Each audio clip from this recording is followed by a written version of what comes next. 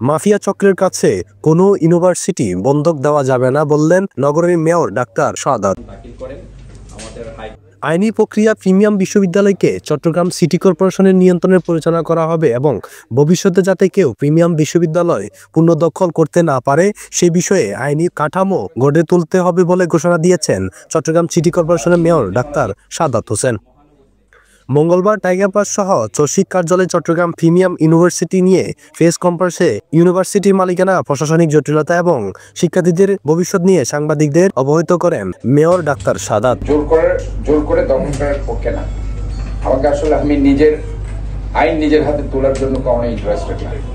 আমি একটু আইনের প্রক্রিয়ায় চলতে চাই, কারণ আমি যদি এখন একটা দায়িত্বপূর্ণ জায়গায় এসে যদি আইন ভঙ্গ করি তাহলে স্বাভাবিকভাবে সাধারণ মানুষ আইন ভঙ্গ করা শুরু করবে।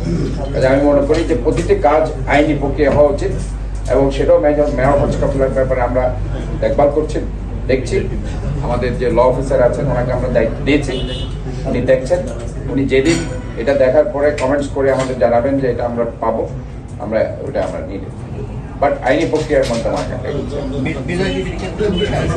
সবকিছুই বিজয় টিভি বলেন, আপনার ধরেন মেয়র হজকাপালা বলেন, সবকিছু যেগুলো আমাদের সম্পত্তি ছিল সবকিছু আমরা এগুলো অ্যানালাইসিস করছি। ল অফিসার যেহেতু আমাদের এখানে ল অফিসার আছে, ইভেন হাইকোর্ট আমাদের